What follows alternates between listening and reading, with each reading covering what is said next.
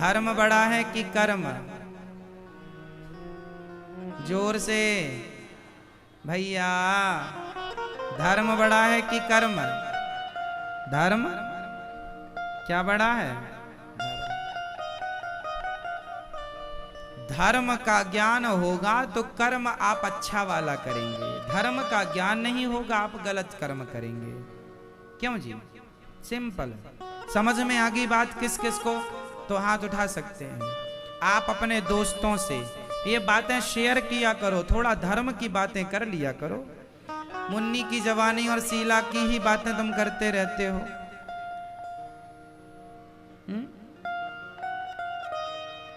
जब देखो आजकल के लोग मोबाइलों में फेसबुक ही चला रहे हैं, व्हाट्सएप ही चला रहे हैं, और शॉर्ट वीडियो ही, छोटी छोटी वीडियो जो बना के लोग डाल देते हैं वही देख रहे हैं, घंटों तक देखते। कोई अर्थ निकल रहा है उससे? कुछ धर्म की बातें करो, कुछ अच्छी बातें करो, गीता की बातें करो, नॉलेज बढ़ेगा, शांति मिलेगी, जीवन में ज्ञान होना चाहिए। कर्म ठीक बात है, कर्म करना है, परंतु धर्म का ज्ञान रख के कर्म करें तो बहुत अच्छी बात हो जाएगी। आजकल के पढ़े लिखे लोग शराब पीने लग जाते हैं। क्यों पी रहे हैं? बेचारों को धर्म का ज्ञान नहीं। आपके पास कितना पैसा है? लाख, 2 लाख, करोड़, 2 करोड़, 10 करोड़, 100 करोड़? कितने धनवान हैं आप लोग? अच्छा चलो आप नहीं बताएंगे, हमें पता है। चलो हम आपको ये बताएं कि आप यदि 100 करोड़ के मालिक हो जाएं, फॉर एग्जाम्पल, भगवान करे आप सब हो ही जाएं, 100 करोड़ की संपत्ति आपके पास हो, आप यदि 100 करोड़ के मालिक हो गए, माना कि आपकी सारी संपत्ति 100 करोड़ की हो गई या 500 करोड़ की हो गई, भगवान करे खूब हो आपका, तो मुझे ये बताओ, जिस दिन आपके 100 करोड़ रुपए हो जाएंगे आपके पास, या करोड़ रुपए हो जाएंगे आपके पास, उस दिन आप क्या करेंगे? उस पैसे का आप क्या करेंगे? आपसे सवाल, आपके पास 100 करोड़ हो जाएंगे तो आप क्या करेंगे उन पैसों का? बताओ भैया, यहां देख के बताओ, क्या करेंगे आप उस पैसे का?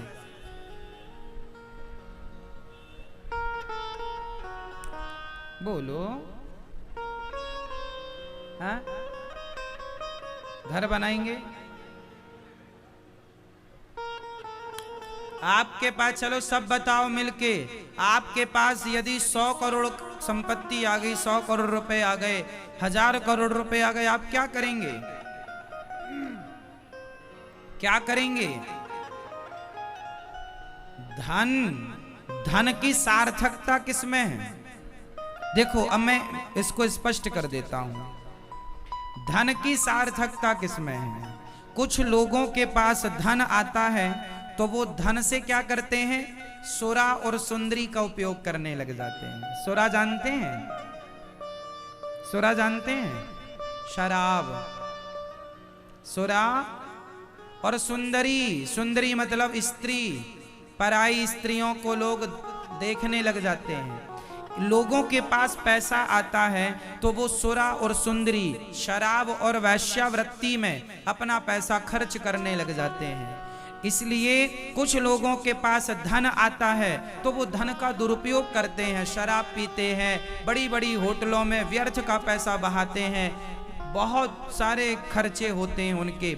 लेकिन कुछ लोगों के पास धन आता है तो वो उस धन से परोपकार करते हैं, दीन दुखियों की सेवा करते हैं, जरूरतमंदों की जरूरतें पूरी करने लग जाते हैं। जैसे यहाँ गौरी गोपाल जी की रसोई चलती है, सबको भोजन मिलता है, सबकी भोजन की इच्छाएं पूरी होती हैं, यहाँ धन का सदुपयोग होता है। यहाँ हमारी वृद्ध माओं की सेवा होती है।